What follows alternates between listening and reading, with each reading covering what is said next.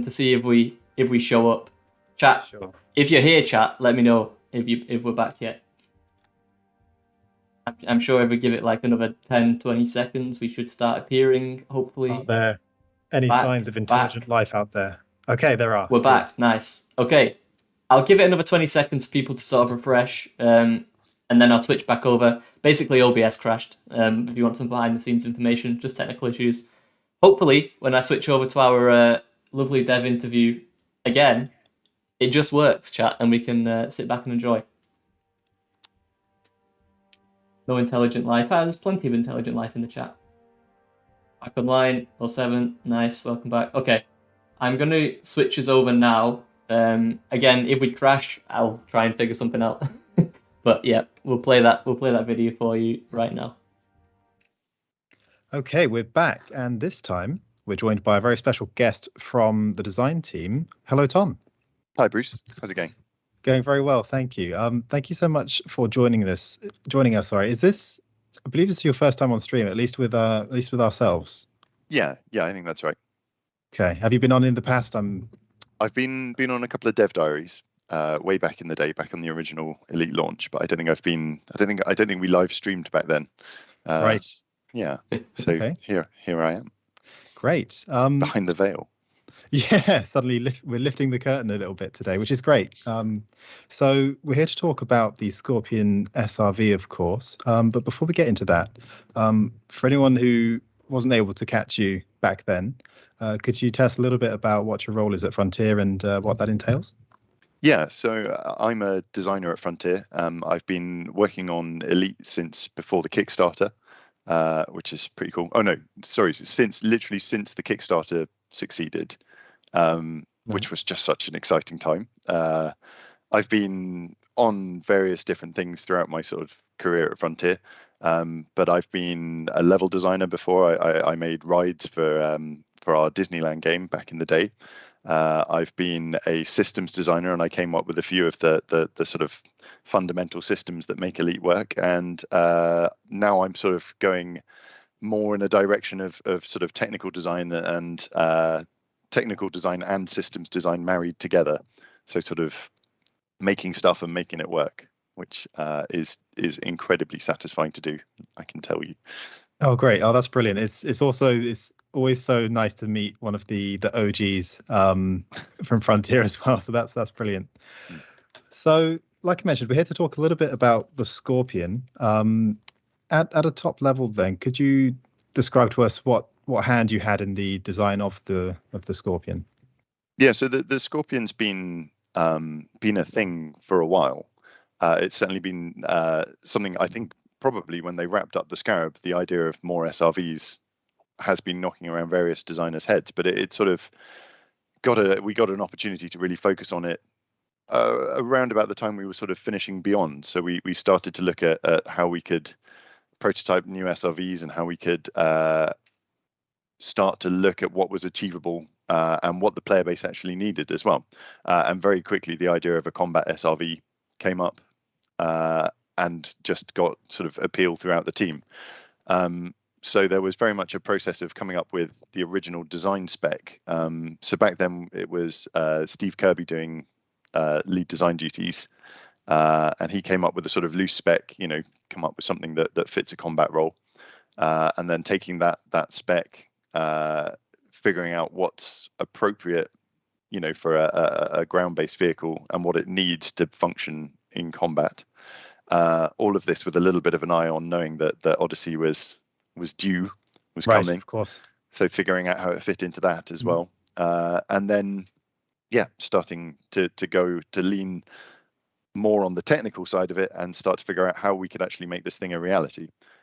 So I think very early on we sort of started to assess the Scarab and how sort of combat functional that was, and then thinking about, well, if this is meant to be almost like an exploration rover, what do we need to make it feel like a combat machine? Right. Okay. So combat was identified really early on as sort of, this is the niche that the SRV ought to fill. It just sort of felt like a natural progression from the Scarab. Absolutely. Yeah, I think so. And there's a lot of really good exploration content, I think, in Horizons. You know, all those sort of fantastic Guardian sites and the barnacles and things like that. All the surface sites are really fun to go around in the Scarab already. So finding something where you could sort of fit it in and it would sort of automatically work with the combat encounters and then sort of feel powerful against those, and also then fit in with the sort of combat that we were trying to make for Odyssey was quite an important task. Okay, great. All right, so very early on we knew what kind of SRV it had to be, and also, yeah, I was going to ask, you've actually already very cleverly answered my question, which was going to be how is it going to fit into the game, and that was all part of the consideration for the design. Okay, I think trying to crowbar things into the design later on, you've got to sort of anticipate so much, and even you know, even our most experienced designers, there's always something you fail to anticipate, but it's sort of trying to anticipate as much as you can and then being prepared to sort of mitigate what comes up later is a big part of the job. Sure. So in terms of fitting it into Elite then and making sure it felt at home, I guess for combat SRV it had to be broken down into sort of two key elements. Obviously you've got to decide how maneuverable and agile it's going to be, and I suppose obviously the weapons. If we look at the first bit I mentioned, so the handling, what can you tell us about the consideration that went into how it would feel and what it would drive like? So again, I think the journey started with playing with the Scarab and sort of seeing how we felt about that and what we felt its sort of characteristics were, and then saying, okay, if this is an exploration vehicle, you know, if this is something light and sort of agile, then what would we change about it to make it feel like a sort of tough combat vehicle? So I think we arrived quite early on at the idea of it being heavy and sort of planted. The Scarab is a very slippery beast. I think we all agree with that. Yeah. I think one of the things that you might have seen from me before was at least the first draft of the sort of redesign of the Scarab's handling, which I know we need to look at again and perhaps not try and change something that players are already used to. But there's opportunities, I think, to look at maybe a different way of doing Scarab handling sometime. Sure. But I didn't want it to have that skiddy feeling. I didn't want the player to feel like they were losing control. Right. I think part of the sort of fun space buggy feel, here we go, here's some skidding. Part of the fun space buggy feel is that there needs to be a little bit of slip to it. But again, this tank never looks like it's going out of control. We have a joke that we have a design by GIF philosophy on the design team. You know, if a picture is worth 1,000 words, then how many words is a GIF worth? If you can find a GIF that sort of summarizes the feeling, then, you know, it's a good communication tool. We really like them. Brilliant. But yeah, you know, this thing is going around this corner. It's still very much going where it wants to go, but it's still sliding a little bit. It's still feeling like it's got that sort of space buggy feel, right? Mm-hmm. So that was definitely something we wanted to capture with the Scorpion.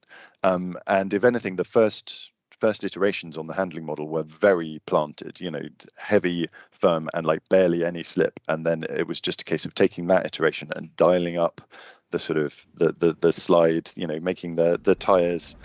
Getting the tires to the point we wanted them. So here's an example I threw together earlier this week. I wanted to show off the sort of things we could do with our pipeline now. So we have really good tools for just setting up different handling characteristics. And for this one, I essentially remade the Scorpion's tires so they had barely any grip at all. I wanted to show off essentially what it would be like if it had, you know, ice rink tires. So in this one, you sort of, yeah, you're sliding sideways, you slide forwards and backwards and things like that. But you could take a philosophy of this and make it super slidey and then dial it back till it's grippy to the point, or you can try the approach I did, which was make it grippy and then dial down the grip. Excuse me, dial down the grip until it felt about the right level of slippery. Sure. So when you're trying to find, for example, the appropriate amount of grip for the tires, what kind of things are you looking for to identify that sweet spot? Is it things like how it feels? Obviously, you don't want it to be too slippery, otherwise it will feel like it's a light vehicle, I guess, and you want to really get that heaviness effect in there. But I suppose also you want it to remain maneuverable enough for it to be effective in combat. Are those the kinds of things you're aiming for? Yeah, so I think in games design there's always going to be an aspect of gut feel, but I think gut feel is a very dangerous thing to rely on. I think you need to follow your gut, and then you need to verify what you've felt. So our vehicle physics programmer, Phil Dexter, is a very kind and patient man, and he talked me through Pacheco grip formulas, sort of pointed me at a load of resources, and I've got this sort of amazing spreadsheet that you can essentially put the statistics for a tire into, and then it produces a graph that shows you sort of the levels of grip you'll achieve under certain levels of stress. And it takes a little while to sort of comprehend fully what you're seeing, but once you understand how to read the data you've made, you can actually start to make some quite informed things. So you can again take that first pass as a gut check, and then produce the data to see it. I mean, it's fascinating as well, because these formulas were originally written essentially so that a car manufacturer or a tire manufacturer could drive a car around a test track and then look at the data and go, these are the numbers for our tire. Whereas we go, these are the numbers for our tire. Now I can replicate it, I can simulate it, and now I can put it on the test track. Oh, that's brilliant. That's really fascinating. And it's interesting to know that we went to that level of research before implementing and fine tuning the data based on that. The numbers in game based on that. That's fantastic. Yeah. I actually want to move on to talk about the weapons, but before I do, I feel like it's worth touching on another point, because it came up a little bit while we were talking about the maneuverability design. So the pipeline for designing the Scorpion changed a little bit, or we changed our way of working somewhat to facilitate a lot of this. I was hoping you could tell us a little bit about that, because that might actually also be relevant for the weapons and a little bit later in the discussion. So did you want to share that? You say changed, I say massively improved. So Simon Brewer off of Brewer Corp, maker of megaships, he did some really fantastic work. It was a couple of years ago now, but essentially making it so that we could, rationalizing and sanitizing the scarab, and making it so we could duplicate it and then change aspects about it. So rather than having to sort of go, okay, I've got Scorpion here and I've set up its tires to be like this, and I think that's going to be slippery. Okay, I didn't like it, I'll change it in another way, and I've got to iterate and go back through. You could make sort of 6 or 7 Scorpions and go, okay, I'm going to make this one slippery, I'm going to make this one firmer, I'm going to make this one with soft suspension, this one with hard suspension, whatever, and sort of make all these iterations all at once, jump into the game, test them out, test it out as well without the art team having to sort of finalize and say, right, this is what a Scorpion looks like. It's, at that stage in development, it just looked like a scarab. I think I put a color scheme, I put a different paint job on each one just to make it so that I could remember which one was which. Sure. But from that point, you could then quickly and easily iterate between a load of different drive models and sort of look at them, review them, take the best parts. We set up a test track so that you could sort of drive through a couple of checkpoints and things like that, and then come to the end of it and go, okay, what time did I do? Now I can compare that time to the next one. And admittedly, what we should have done is hired some pro gamer race driver to actually drive it consistently. We needed a stick, basically. Have you still got that stick from last week? I heard he's knocking around. He might be reachable. If he's about, if you could, put him through to me, because we need someone a bit more consistent than me. But I did my best, and you obviously go to the rest of your design team. I think getting your peers' reviews is an important first step. I mean, obviously, eventually you get all the players' reviews, Sure. which is another great bit of feedback. But getting your peers to look at things and getting someone to sort of everyone, as many people as possible, to sort of play test these things is a really important step in hitting the right notes on the design. Okay. Brilliant. Well, thank you for that insight. And I suppose a special thank you to Simon Brewer as well for facilitating that. Thank you, Simon.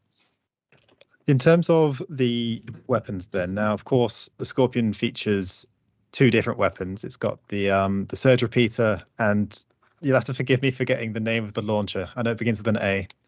A Kewell launcher. So I think it's named after part of a Scorpion's tail. I think it's the part that is the stinger. Okay. But we thought we could call it a Stinger missile, but that might get confusing for people. Sure. Okay. The Kewell launcher. I like that a lot. That's fun. What can you tell us about these weapons, how they were designed, how they were chosen, anything really that you'd like to share about them?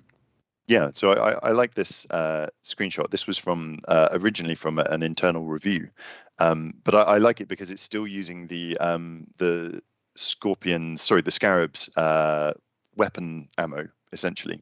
So again, as with almost every process on this, the base point was the Scarab. Take what it can do and then sort of modify it. I think one little detail that sort of doesn't really come up in this one, we knew from the start we wanted this to be able to engage with ships. A big part of it was, if someone brings their ship to a combat zone, players on foot need a way to engage it and have a fun shootout, where they feel like they have a valid chance at least of making it disengage from the fight, if not actually destroying it. You might not be able to wipe out someone's Anaconda with a single Scorpion, but you might make it think about its paint job and its modules and think maybe this fight isn't worth it. Sure. So yeah, starting with the Scorpion, or starting with the Scarab's weapons, we had a little bit of a playtest with that and realized, again, because of the nature of Horizons content, it actually pivots to a certain degree, and then the only way to sort of aim any higher is to sort of rotate round or to drive to a different location so you can get a different angle of attack. So one of the things we realized we needed to do early on was to sort of modify the turret base so that you could aim closer to straight up, which then introduces all sorts of problems where you've got a camera positioned on the back of the turret that is suddenly going much lower than it ever used to. So we had to make sure the top of the SRV was not going to get in the way of any of that, making sure the lens on the camera was correct and it worked for anyone's settings and things. So, you make this tiny change thinking like, oh, it should just be able to shoot up a bit higher. And then suddenly you introduce all these extra problems. That was a neat one. I can feel in your voice just how something that on the surface, like to a player, might sound simple, but how not simple something like that is to change and have all of the knock-on effects and considerations. I think it's one of those problems where I always feel bad when I do something that creates extra work for someone who's not me. I can sort of mess up my own day as much as I like, but when you're there sort of going, Chris, sorry, can you fix this now? I've broken it. But actually, everyone was really, really hot on that. Everyone was sort of 2 steps ahead, I would say, most of the way. So we sort of caught most of this stuff nice and early and figured out a way to make it work. But again, being able to start with something fundamental that worked, the Scarab weapon, and then modify it and sort of tweak it and change it. I think this is the first place, this is the first weapon in the game, possibly. No, maybe the ground defense is used, but this is making really good use of our scatter mechanics, which are relatively new to Elite. So this means rather than having a dot, a sort of single shot sight, there is a ring of variable size that the shots will go in. So this is our original philosophy of scatter, where a bit like firing a minigun, you would start with a relatively controlled burst and then the scatter would cause it to go wider and wider and wider, and you'd sort of lose control of your shots as you went. The big appeal of this, and the big reason we wanted to use scatter, is if you look at the dropships in the background of the shot, I'm pointing at the screen. Hi, everyone. Sorry. If you look at the dropships in the background here, you can see that they remain big targets. If you imagine a big ring placed over them, the shots are still going to hit a whopping great big ship. But if you place that ring over an on-foot target, it's quite small. So your shots are generally going to go wide. The person on foot is going to get a chance to react. So the problem we found with this philosophy, and starting with a sort of smaller ring and making it bigger, is this second target here that we're just watching now gets unlucky, and the first 5 hits hit him. It's a randomized scatter, so that can happen. This final target, 100 meters away, basically doesn't get hit. I think his shields come back up in the end. So the chance of you just getting unlucky and being killed in a couple of seconds, feels great if you're the SRV gunner. But if you're some player who's just dropped out of the dropship and then buzz, that's it, you're dead, back to the respawn screen, that's a frustrating game loop. We wanted to make sure everyone gets the chance to react, and we wanted to make sure that the use of this SRV was tactical. You sort of couldn't just sit on a hill outside the settlement and sort of dominate. Just plant yourself there and ping everyone off. You need to be thinking about your positions. You need to be thinking about how you're going to approach a target. You need to be thinking about who's around. Are you going to get surrounded by enforcers if you sort of drive in to get this kill? And also, if someone shows up with their Anaconda, you can you can still hit them, you can get them. In fact, the really nice natural part of this design is the bigger the ship, the bigger the target. So, you know, as much as they're tougher and better armored and things like that, you're more likely to hit them. So you kind of become more effective the bigger the weapon they bring against you. So I don't know if you've got the next one queued up, but the second philosophy we took, which was something that Luke Betterton came up with, was to actually sort of take this and reverse it. As much as it seems a bit unintuitive, to start with a wide shot ring that then contracts over time.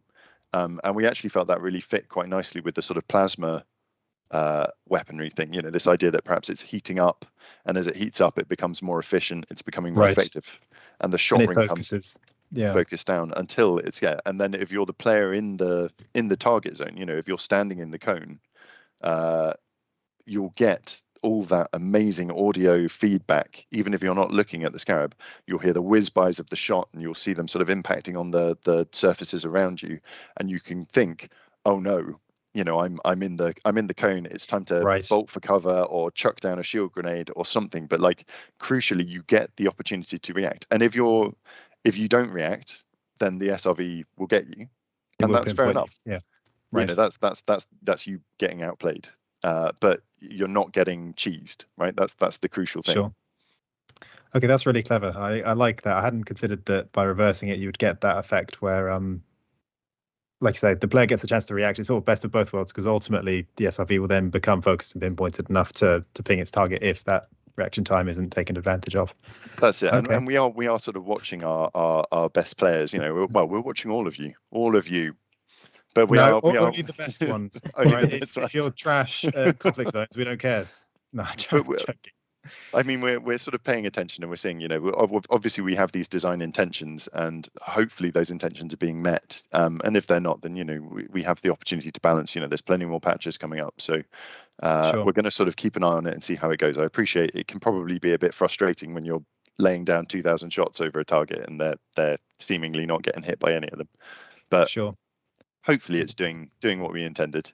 No, I appreciate you saying that, and also giving some insight into how this works. I know we've had some feedback on the scatter so far, but hopefully this gives some insight into why it's designed the way it is. But yeah, also to say that, you know, if you do have genuine feedback, bearing in mind that design, then, you know, obviously we're happy to take it on board and consider it. Okay then, so moving on from the weapons, there's one feature about the SRV. Oh, not moving on from the weapons. Can I talk about my favorite thing about the Achilles launcher? Yes, please do. So it's also the first missile launcher in the game that can handle fire both ways. So it can lock onto a target. And again, this is bearing in mind that it needs to straddle both worlds of ship combat and on-foot combat. So it can lock onto a distant target, and it can fire without a lock on. If you fire without a lock on, it fires as a dumb fire. So if you see a squad of infantry standing next to a wall, then chuck a missile into the middle of them and kaboom. I think having explosives was also a fundamental important part of the how do we make this feel like a combat vehicle. Sure. You know, the minigun on top is great, but you need to be able to make things go boom, right? That's combat. So you can fire it like that, but you can also then lock on to I think you can even lock onto on foot, right? Although, you know, the tracking is good, but it's not that good. Yeah. If you get a hit, that's very lucky. But very useful for engaging things like turrets or ships, other SRVs. You know, anything that might be moving a little bit faster and being able to lock on a missile is very handy. The missile it fires is a little bit different from other missiles in the game as well, because it's a lot slower moving. And again, that's part of keeping its feet in both of those worlds. You know, if you're our anti-ship missiles travel incredibly fast because they need to be able to catch a ship that's gearing up for a frame shift drive. So they need to go incredibly fast. So we needed to find this middle point where the missile could go fast enough to hit a flying ship, but slow enough that it's still a sort of understandable thing at the on-foot level. You know, it just sort of streaks into the wall behind you and you're dead before you even knew what was firing. You didn't even get to see the smoke or whatever. Then that's just a very unsatisfying experience. So it's sort of quite nicely shifted down a bit from our standard missiles. And then in sort of mitigation then of countermeasures, it's made just a little bit stronger, so it can take a few extra hits from the sort of anti-missile countermeasures before it detonates too. So it's Yeah, it's another one of those, I think, quite sort of well balanced, carefully considered factors that I'm very pleased with how it turned out. Oh, that's really good to know. I actually didn't know that they were more resistant to any anti-missile activity as well. That's a really key thing to be aware of. Yeah, so if you're in a ship and one of these gets fired at you, you might genuinely want to consider sort of boosting away from it, give your countermeasures a little bit more time to try and whack it, because that's everyone needs to have an effective counter strategy. I think that's a crucial thing with our entire combat triangle. Right. Yeah, no, that's really coming across in the design philosophy of as a theme, just by you talking about things like players having a chance to react to being under fire, react to missiles, all of that. So apologies, I think my camera has just disappeared for a second. You're now Tom, and Tom is now Bruce. But we'll just go with it. Right. I'm We'll in go with charge that. now. Bruce, time for your interview. Yeah. Okay, so apologies for that, commanders. All right then. The final aspect of the SRV that is a big one, and we haven't touched on yet, is obviously the fact that it's multi-crew capable. So you can now chill at the front and chauffeur around your mate at the back, who does all the zapping. So I think that's fantastic. Was it very early on that we knew we wanted the SRV to be a twin-seater? Yeah, I think so. I think we sort of approached a lot of thoughts about, could we sort of try and modify the Scarab and make that 2 seats, or can we sort of change this or change that? And we sort of realized, no, we can't really mess with the Scarab now. The Scarab is too established. Mm-hmm. But anything new we make, we should probably have one eye on multi-crew. And again, it's another one of those ones. I'm going to shout out another game dev, Dan Ratcliffe. Thank you very much for your hard work in making sure everything multi-crew worked, because it doesn't just happen, unfortunately. I very much wrote a design document saying, the second player should be able to do this, and they should be able to get in this way and that way, and all that, and then sort of handed it over, just going like, "I'm sorry, I've ruined your life." It's tons of work. And yeah, okay. I think it's one of those ones where it's easy to sort of assume, because we have multi-crew in ships and we have SRVs, right. Should we just smoosh them together and it works? But it's always more complicated than that, and it doesn't land on my head, so I do sometimes feel quite bad. But no, he was a hero on that one. He really got stuff moving and got it working, got it playable very early on as well, which I think is, again, it's sort of crucial that you get things playable early so you can test them. Right, you can sort of start to get your feedback. You can start to get a feel for how it's going to be. It's definitely my love letter to the Warthog. I'm very excited to see Halo out again, but I think memories from my childhood of sort of grabbing 2 controllers on the original Xbox and sort of you drive and I'll shoot, and playing Halo that way is just such a joy to do. It's more than the sum of its parts. The amount of fun you get out of it is much more than the amount of fun you would expect from those 2 things in isolation. Right. So I'm really pleased. It's quite unique in the sense that suddenly 2 players are now, it's not the same as running through a mission on foot and shooting NPCs. You are very much dependent on each other. So the driver obviously has to keep the SRV out of danger and find the right places and angles for the gunner to get the shots off. But equally, if the gunner isn't accurate or reacting quickly enough, then the driver's going to suffer for it. So that's really nice. It does tie 2 people together in a very interesting way. I think watching people using the Scarab for combat, when we were doing our research for this, I realized a lot of people use the Scarab by sort of driving to a fire position and then shooting and then sort of killing all the targets they can hit from there, and then they drive to a new position. So there's very little driving and shooting happening at the same time. And so some people do it, obviously, but it sort of doesn't seem to be the optimal strategy. And I think one of the nice things about this is when there are 2 commanders operating it and they're working well in tandem together, they are much more effective than, say, 2 SRVs would be, or 2 commanders on their own. I think it's being able to, as you say, move and keep yourself safe and sort of avoid all that incoming fire, whilst also laying down, heavy fire, lots of shots, chucking missiles out and things like that. It's not easy to do, but when it's done right, it's really powerful. And I think that was something we wanted to get. Yeah, definitely. I think that's come across. Although I suppose you also decided early on that despite it being multi-crew capable, you want it to be still somewhat effective, maybe not as optimized or effective as having two people, but you still want it to be able to drive and shoot as a single person. And that can't have been very easy to achieve because, well, how do you get someone to have the ability to do both those things at once, I guess, is the question I'm poking at. Yeah, no, I think you're right. I think it is it was certainly challenging. I think one thing that I sort of hadn't anticipated was obviously most of our elite team is working from home. So normally if I wanted to playtest the vehicle in multi-crew, I might say, you know, Barry, whoever, Darren, come over here, grab this extra control pad. I've got the second game running. You know, we're gonna try it out today. You know, you just can't do that. You've got to sort of look at someone's schedule. You've got to go, is anyone free right now? Right.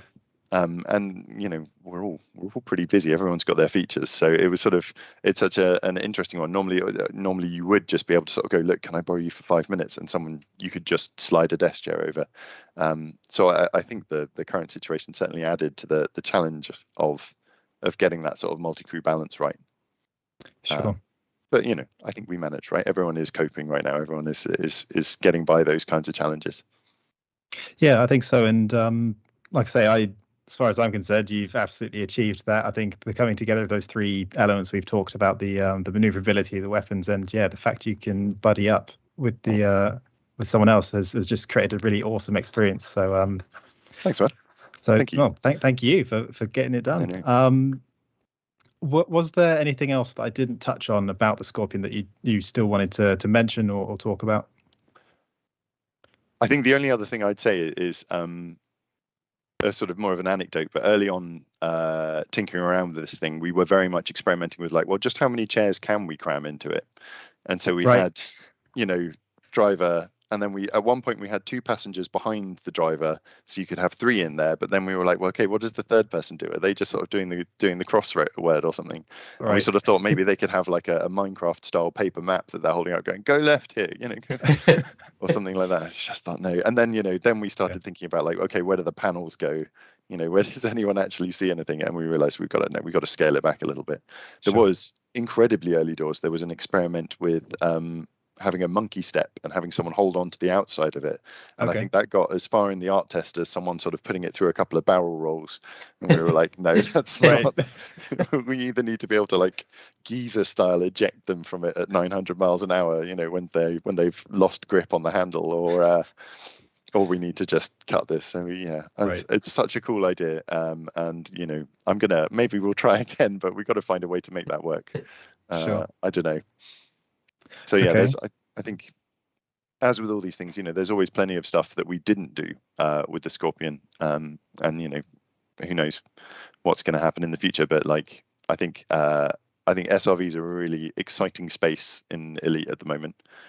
So we'll sort of hopefully be able to explore that sometime in the future. Who knows? Yeah, brilliant. Oh well, I'm very excited now that you've mentioned that. So that's great. All right. Well, thank you once again for everything you've contributed to the design of the SRV and making that a reality in Elite. I know the players are very happy to see that come to fruition. Well, thank you as well to you guys for your great job in presenting it as well, because that's very kind. Very easy to underestimate how much work goes into that stuff. So thank you so much. Thank you. I appreciate that. All right. Well, the final thank you then, because I insist on having the last one, is for you. So thank you for coming on and joining us. We really appreciate it. A big part of being able to present content like this is getting devs and designers on like yourself to talk about it. So thank you for sharing all of those insights. And hopefully you enjoyed that, Commanders. So we're going to say goodbye to Tom now, Big 07. And I think we're going to go back to the live show. We are indeed. See you in a second. See you later. Okay, we're back. I hope you enjoyed that segment. I mean, we definitely did. I mean, I did. I was kind of an audience member when we actually recorded it as well. Lots of thank you Toms in the chat. If he's not watching now, I'll make sure to pass on that you all enjoyed that, because I've seen a lot of nice comments all the way through, which, you know, he'll love to see. Bruce, you were the sort of the host of that interview, right? How did you find it? Did you enjoy that one? Yeah, that was really good. Tom was excellent and shared a lot of interesting details and insights that otherwise we wouldn't hear. So that was much appreciated. Thank you once again, Tom, for that. Hopefully everyone in the chat enjoyed that as much as I did. Really easygoing, nice conversation. So yeah, that was great. Yeah, lots of people in the chat enjoyed it. So Bruce, Bruce did his usual trick where he touches the camera every now and again, which is so sensitive that it basically just turns his camera off for a bit, and that happened midway through, as a lot of you noticed. And it just swapped the cameras around, but it was fine. I thought it was better to keep the interview going instead of stopping it, and the flow was good, chat. So I thought let's just roll with it. But yeah, a lot of people enjoying that, which is good. Okay, well, actually, that is not the only interview that we've got for you today. Yesterday, I got the chance to speak to Henry Turner, who is a UI designer on Elite, and he had some interesting insight on the Scorpion and on UI in general in Elite Dangerous. So I'm going to play that one for you now. So yeah, again, enjoy another interview. We'll be back, relatively soon. Enjoy. See you in a bit. Okay, welcome back, Commanders. From, I guess, an instant break, we pretty much just transitioned straight to this from the future. So, yeah, I'm back. Bruce is actually, he's busy right now because I'm filming this as or when we're about to, do some updates, do some sneaky stuff that I'm not going to tell you just yet. We'll have already told you by the time you see in this chat, so don't worry. Anyway, I am joined, as you can see on my right, by Mr. Henry Turner. How are you doing today, Henry? Hello, everybody. Yeah, it's pretty good today. It's a good day for it. Nice. It is a good day for it. I mean, it's looking very bright in your. We had a lot of discussions, chat, before we pressed the record button about the lighting scenario, and Henry's actually done a pretty. I would say, do you agree, chat? Henry's done a pretty spot on job of his lighting. It's improved dramatically since we started the call. Yeah, I live a bit like a gremlin when I'm working from home, unfortunately. So I think this everyone is does. definitely my cave. That's one of the downsides of being like community management is that a lot of the time, like on a Monday, Wednesday, Friday, I can be pretty low key. But on a Tuesday and a Thursday, I've got to make sure that things are relatively tidy behind me, etc., etc. Like it can get messy, is all I'm saying on a Monday, Wednesday, Friday. You're not seeing the pile to my left, so don't worry about it. That's what everyone does. You just shove everything off camera, right? 100%. Okay, so Henry, you are, and I've got it underneath you here. You're a UI designer here at Frontier. Is that correct? Yep. Is that your proper title? Correct. Nice. I think that is right. I hope so. Anyway. It's close enough. So Henry, I guess, can you give us an idea of what is a UI designer? What do you work on, etc., etc.? Sure. So a UI designer typically plans out prototypes and designs on-screen elements in a game, essentially, to put it the really boring way. I like to say they just make buttons and stuff, right. And that typically goes down well enough because people are like, oh, I know what a button is, that's fine. But then some people ask if it's physical or real, and it's not, so obviously. But then, so these like on-screen elements could include like low fidelity or wireframe designs, which can then be referred to while an element or screen is built out. And that building of that screen is mainly like the artistic direction side of it is mostly my job, and how that looks, how it feels, how the player goes through the flow. Okay. So on Elite Dangerous, the vast majority of systems and interactable systems are user interface based. Mm-hmm. As you know, every single area you go to has some sort of menu. There's plenty of interactable ways to do things. So yeah, that's mostly my wheelhouse. It's a pretty fairly involved role overall. So I have to work on sort of screen element designs. I'm responsible for most iconography, and I can also be on hand for art support as well for the time being. Cool. So I guess that's a pretty sort of wide array of tasks you do, I guess. But today we're gonna, I guess, focus on the Scorpion, because the Scorpion is brand new. That's our baby that we've just put into the world, Henry. I guess before we go into the stuff that you sent over for us to look at, is the Scorpion? When did you join Frontier? I guess I'm asking. How long has it been since you joined? You started working on Elite. How early into your Elite career is the Scorpion? I guess is the question I'm asking. So it's been about a year essentially. Right, similar to me then, I guess. Well, yeah, basically. Yeah. But like, I mean, I spent a lot of time driving a Scarab around when playing anyway. Right. Just trying to find Guardian ruins and stuff like that. It's always good fun until you have to figure out the puzzles and you don't have the internet available to help you. Yeah. And so so it's not been particularly long. The development of the Scorpion was a fairly clear-cut and recent thing, so it's been good. Nice. Okay then. So I guess let's dive into some questions about the Scorpion. So I suppose you talked about UI and helping the players flow through the game essentially. Mhm. In terms of the Scorpion, or maybe I guess just an SRV in general, what do you feel like is important, or something that is almost a necessity, or what goes through your head when thinking about UI for a vehicle? So, and when it comes to vehicles in Elite, especially, you need to have some sort of frame of reference as to where you are on screen at any given moment, or where you are in a particular location.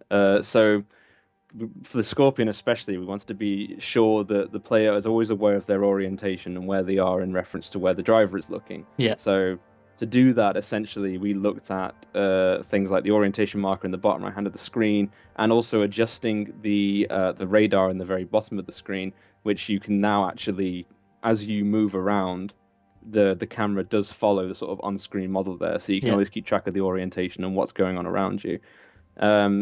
So those are probably two of the most important parts of it. I also wanted to be sure when working with the Scorpion specifically that you're aware that it's a combat vessel. Like, it's primarily built so that it can shoot things, which is great Right. because everyone loves that. And if you've seen the video of the Scorpion that the community team have put out, then that's been obviously looks very cool while it's doing that. Yeah, So, yeah. I suppose on that note then, from a combat level, is it important? Is there any differences in terms of when you approach the Scorpion and the Scarab? I know they're very similar in terms of the UI, right? But like in your head, what are the differences? Does there need to be any significant differences? So primarily, I think when you go into the Scarab, I think it feels very much like a kind of like a reconnaissance vehicle, almost Yeah. like a scientific vessel. Yeah, that's pretty much what it is, Realistically. right? Yeah, it's basically just a big Mars rover, right? Yeah, When you think yeah. about it. So yeah, you kind of are aware of that when you get in. It feels quite sort of, even though it's quite speedy, I think it feels more sedate than the Scorpion. It's almost like a kind of branding issue. You're really, right, isn't it? actually. Yeah, it does feel like, even though it's definitely faster and more nippy, there's something about it with the Scorpion that you feel like you're in a beat, like a machine, right? There's definitely a difference. Yeah, this thing is built to have a gun and a cannon. Right. It will blow things up. So I guess in terms of consistency, then, it is worth mentioning that with the UI, you actually got most of that UI elements from parts that were already in the game, right? It's a sort of typically, like you said earlier, the challenge of UI is designing something that the player is new to and makes sense to them and the flow is right. But in this scenario, the challenge might have been taking something that already exists in the universe of Elite, adding a new vehicle and making the UI fit within the universe of the game already, and the UI that already exists into the game. Sure, yeah. So essentially, with the Scorpion, we looked at repurposing the gunner HUD that you find in ships at the minute, because realistically, when it comes to sort of timing, budget constraints, things like that, you want to try and reuse as many assets as you possibly can, Right. while also trying to give them enough of a unique flavor and enough of a sort of unique experience to make them feel like they are part of that specific instrument. Sure. I think realistically, if you're building vehicles, you'd think to yourself they will have some form of consistent HUD design. You can imagine there being only one manufacturer that makes the HUD designs, right? So they would definitely share some HUD elements. I guess it's worth noting that a lot of people from the outside who maybe don't look into game development too much don't realize that a lot of game development is where you can reuse things to save time on something that you can then put that time and resource into something else, right? Sure. Wherever you can gain a leg up, you take it, right? Yeah, that's basically like any asset flipping is used in the vast majority of game dev. If anyone plays Warframe, you probably have seen that there are these giant ships and these giant guns that are actually just like repurposed models, and they're just much bigger. Yeah, it happens everywhere, right? But it's an important tool, right, of a game dev's arsenal, I suppose. I guess speaking of the UI and the HUD, I've got some pictures that you sent across, so I'm going to switch to this now. So let me just flick this on. So I've got here the before shot of the gunner HUD cockpit, and obviously, so can you tell me a little bit about what is wrong here, what you changed for the fixed version? So with the gunner HUD cockpit, the internal one, we basically had an issue where we had some kind of problem with the way that the info panels and the chat panels and the wing panels were set up, and this also moved across to the original Scarab, in that the wing panel was too big, the info panel and the chat panel were both too big, and they were kind of clipping into the geometry of the actual vehicle itself, because they're diegetic interfaces and because they exist in game. Diegetic interface, is that, for a layman, does that mean they exist in game? Basically, yeah, it's the idea that when you look at an interface, it exists as part of the in-game world. Right. It's not just a sort of overlay. Yeah. It's actually a model attached to something that you can then look at specifically. Like, for example, with the Dead Space inventory, or when you open your when you look around in your ship's cockpit, all of that, it's diegetic. Yeah, got it. Okay. Yeah. So yeah, carry on. I'll show the fixed version while you're talking. Sure. So we had to adjust a bit by, and this actually worked across a multitude of different places. So this is a fix that has kind of been a while coming for other elements as well. We brought that wing panel back a bit, so it actually looks like it's, you know, part of the environment now. And it's not completely massive and taking over the entire area as it was before. Mm-hmm. The info and chat panels have both been reduced in size and brought a little bit tighter to the edges, just to actually make sure that when they drop down, they still have all the information available. They're still okay for localization, right? In terms of there being, you know, enough room for all kind of texts and languages and things like that, but without it all clipping into the geometry. Which sounds like all I've done is move a couple of elements around and resize them. And the thing is, you'd be right, but from a game development point of view, it's never as easy. No, of course not. I mean, I didn't even think about, and this is my fault, obviously, chat. I didn't even think about localization and having to make sure that, you know, HUD elements have appropriate size for different languages. Like, how do you even get your head around that? Do you just give like almost too much space? Am I talking, like, how do you even approach that sort of scenario?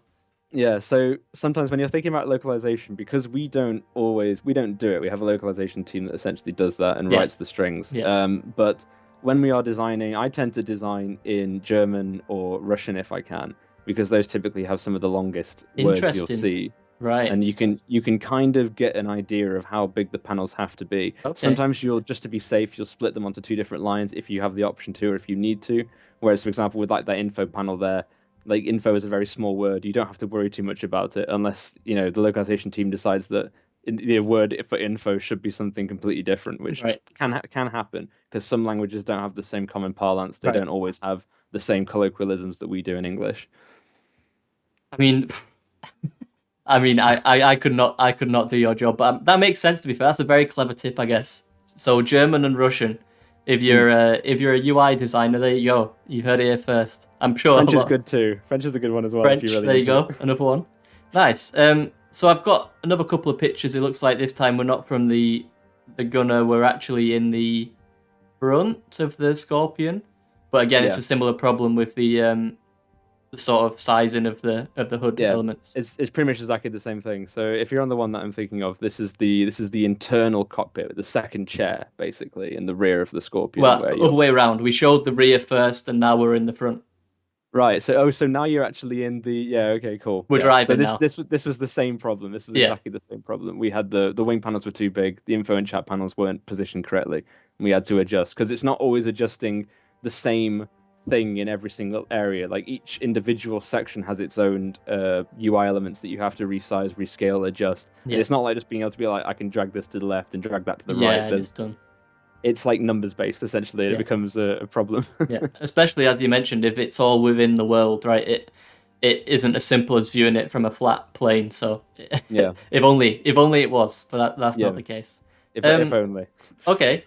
So another thing that you actually talked to me about was something called Schematic Generation, which I'm showing the image that you sent across to us now, which has got the Scorpion on the left and then a couple of sort of blueprint schematics on the right. Can you just enlighten me, Henry, into what this is, please?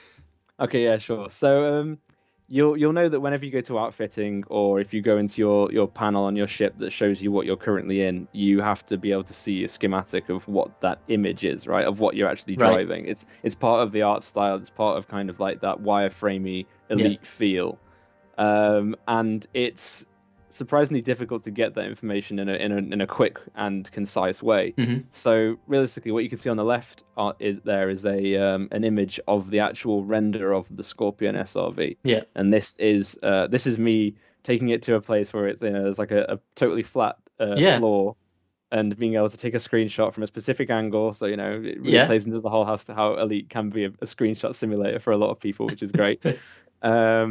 And then being able to like cut that out specifically, take the wireframe or build a wireframe over it using vector, and then creating individual elements inside it to make it look less messy and a little bit more sort of coherent. Okay. So that's been done. I haven't got other examples there, but that's been done for example, the very top-down view that you can see in the roll panel, and it's been done for the sideways, like isometric view that you see, and you see that in outfitting, and you see it in the roll panel as well. Got it.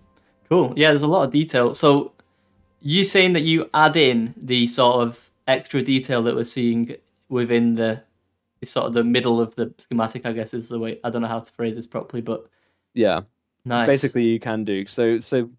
Part of what you can do sometimes is you can take the render and you can pull the wireframe out from there. Right. Sometimes that ends up looking a little bit messy though, depending on how many elements are close together. So you kind of have to make adjustments on the fly as you go and just hope it all works out. Okay. I mean, it seems to have worked out pretty nicely this time around. So yeah, it's pretty good. Yeah. Cool. That's something that it's one of those things, and I guess I've heard this mentioned a lot with UI. Like the best UI is one of those that you just don't think about.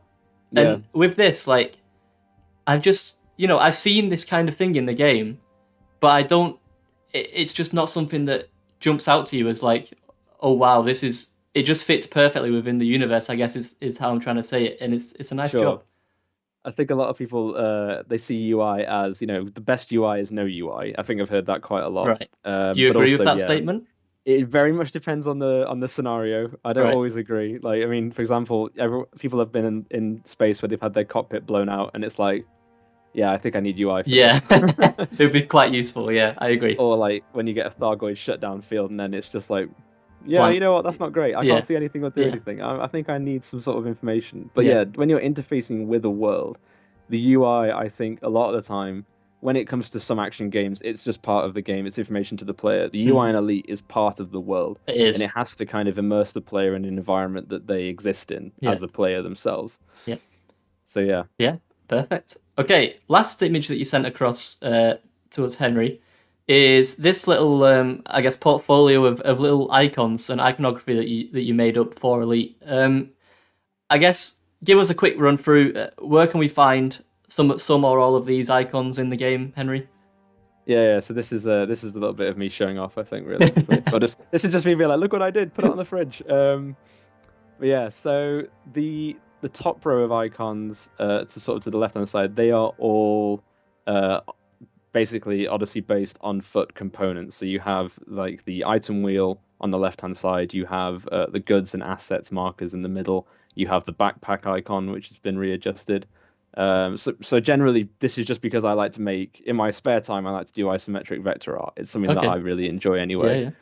So I've tried to get that in as much as I possibly can. So in the middle section, the very small icons there, they are all the tool-based icons, including like, the overdrive, or the overload, sorry, I should say, and the biological scanner, the people scanner, etc., etc. The very bottom is just little art pieces that go in various places, like outfitting. So, for example, you've got the Cobra there, and you've also got the beloved FTL, best ship in the game. Oh, interesting. Today. There you go, chat. And a bunch of mission icons in the top right-hand side, and the far right icon is just the ever-creeping silhouette of the commander, which is just great. It was basically there as a kind of placeholder for when you will go into your commander livery and change things around. Got it. Yeah. So, I guess on this then, in iconography, is there anything? What rules do you follow? Is there something that a budding UI designer, is there a simple rule to follow, Henry, or am I making it way too? Am I dumbing it down way too much? Well, the simple rule to follow is always follow the style guide, and always make sure that you're working with art direction to fit into the environment in which you're currently working in.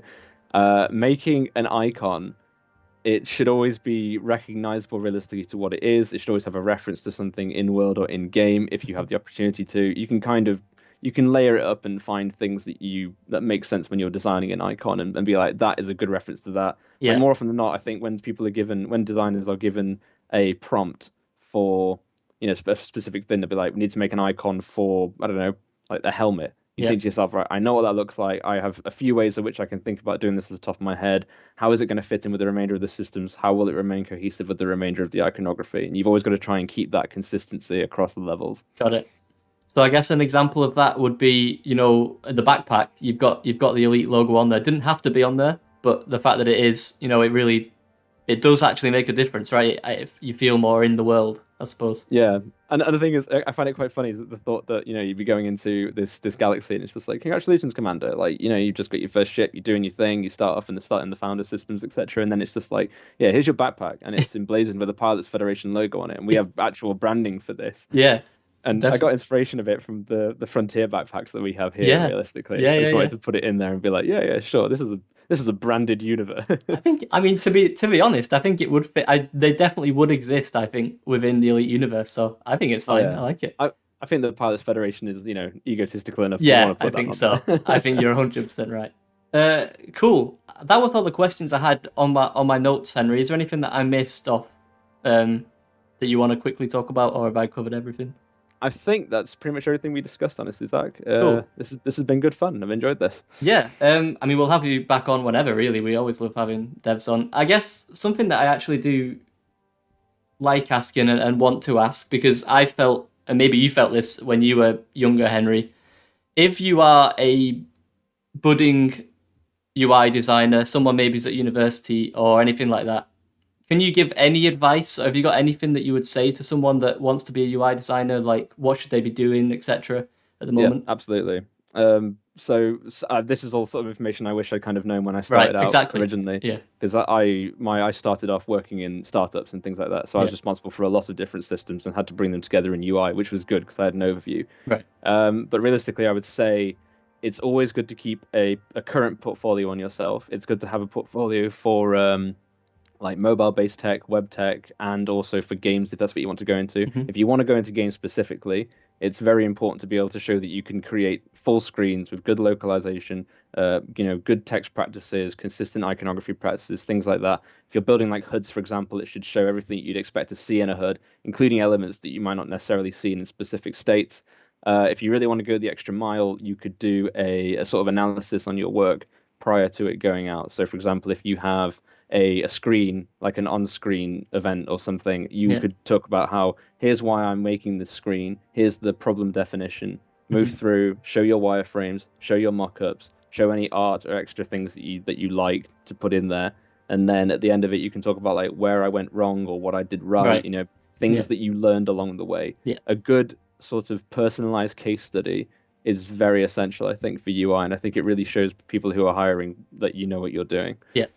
There you go. Yeah. On top of that, I would say, keep on top of UI trends, keep on top of art trends, and keep on polishing Photoshop skills and whatever else using like Figma or Adobe XD, anything you do like that. It's always worth having extra design tools in your wheelhouse.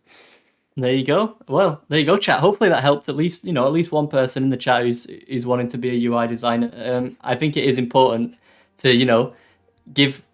I don't want to say give back. We're not giving you know what I mean, but like as in like help people out, because we've been in scenarios and where you're really trying to break into the industry and it can be quite difficult. So I always like to ask people much cleverer than me, chat, how to do so.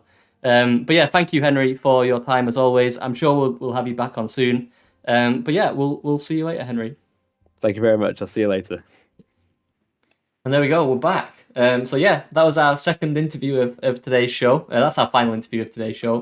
But I think, as we said with Tom Bruce, Henry was awesome. It was really great to chat to Henry and get a lot of insight. Especially the one thing that I took from that, that I didn't think about at all was the fact that you have to make room for localization within your UI. Like, I think that is something that's completely gone past my head, and that's my own fault. But like, so that's just something I didn't think about, and a super cool sort of tidbit of knowledge.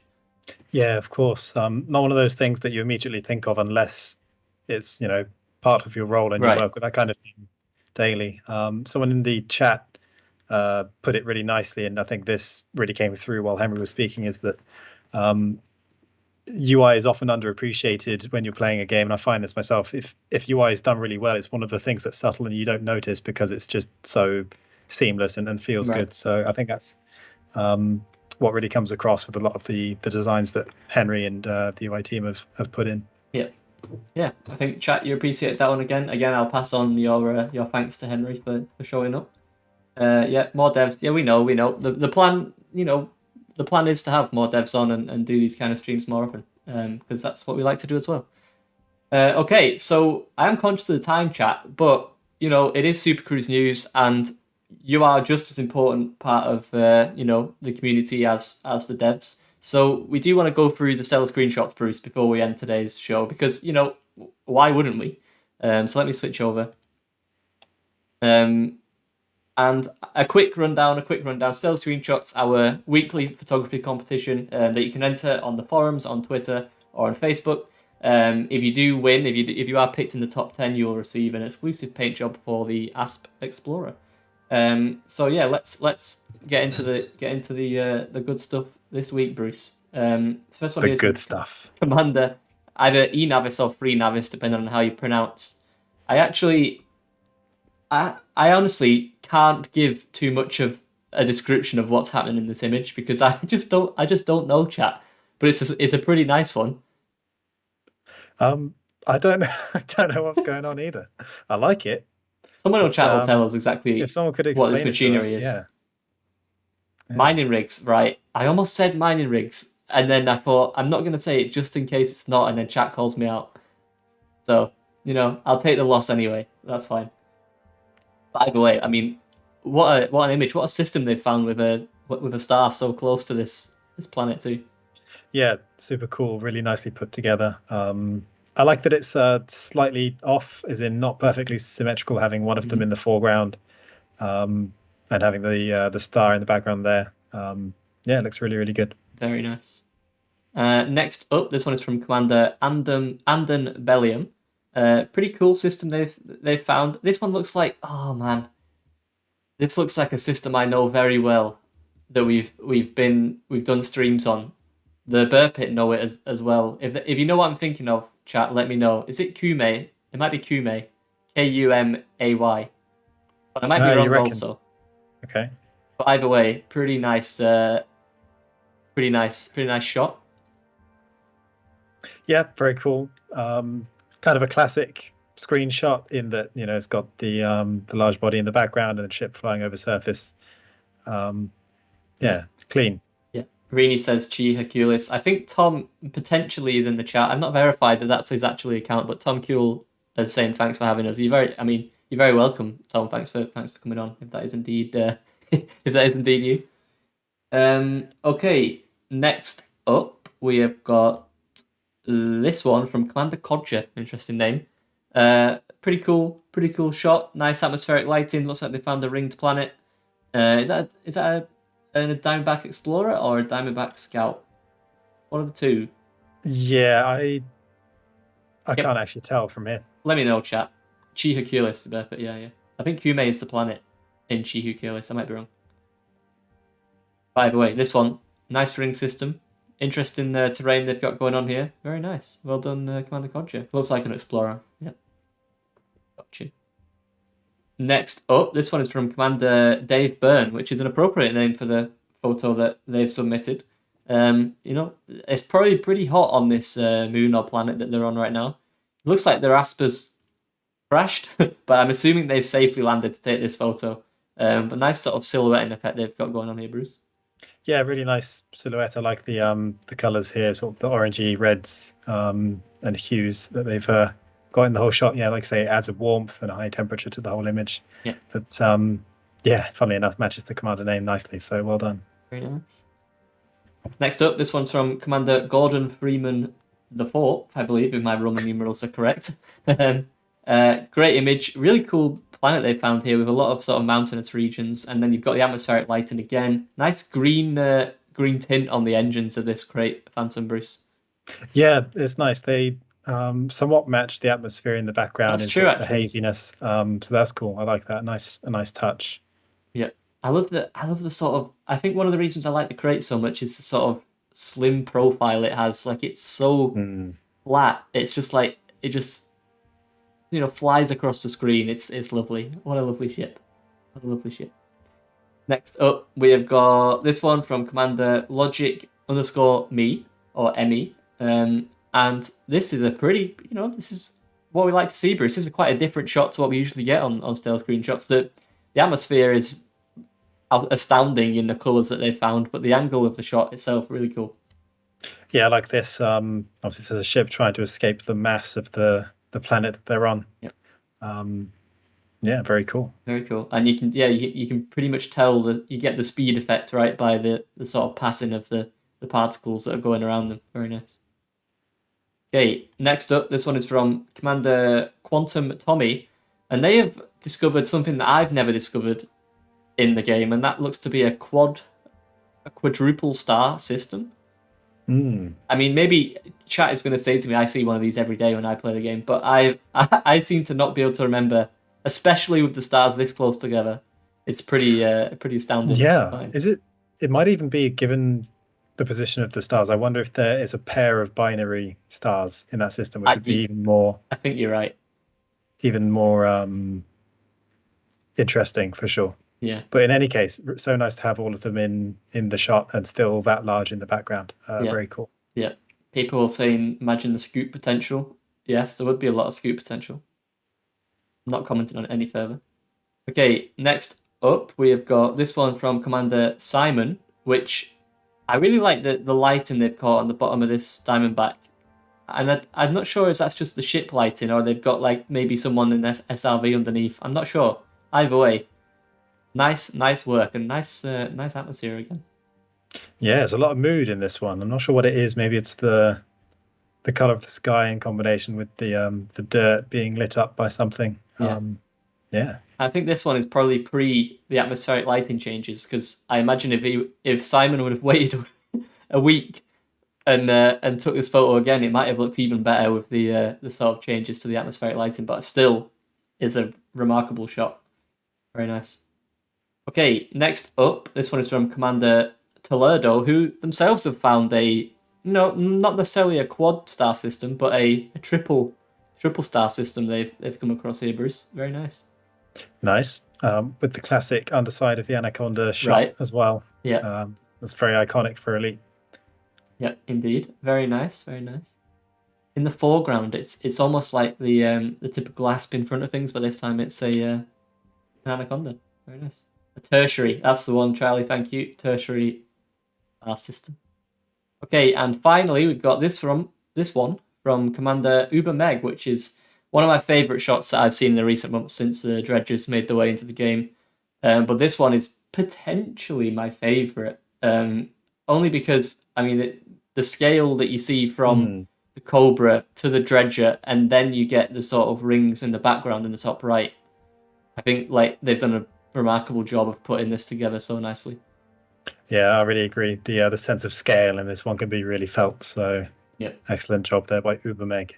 Indeed, and yeah, that's a wrap. So again, as always, brilliant entries for Stellar Screenshots. I believe on Thursday we will be doing our sort of top 10 Hall of Famers for the year on Thursday stream. So look forward to that.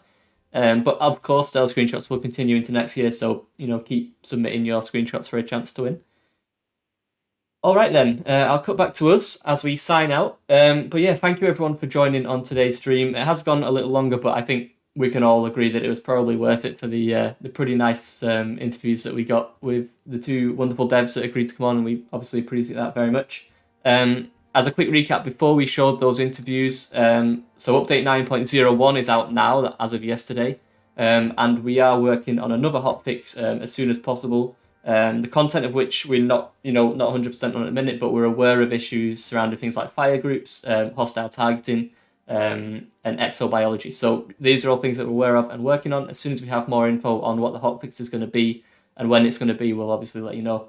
But yeah, things are happening behind the scenes. Thank you for your patience as always, and thank you everyone that joined in today's stream. Bruce, I'm going to use the common phrase, any words of wisdom to end the stream? Oh no, I'll think of one wise phrase before the year is out.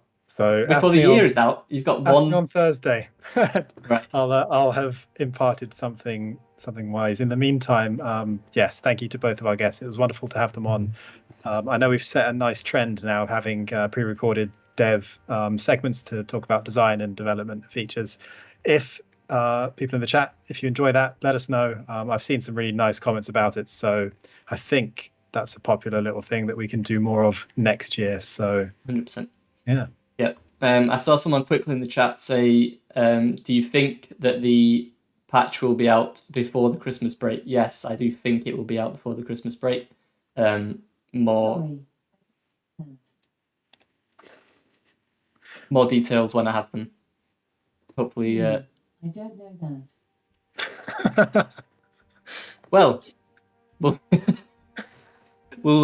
see you on Thursday. Thank you, Alexa, for joining in. We'll see you on Thursday. Our third guest. But yes, indeed. All right. On that bombshell, thank you everyone for tuning in. 07 everyone, and Bye-bye. good night.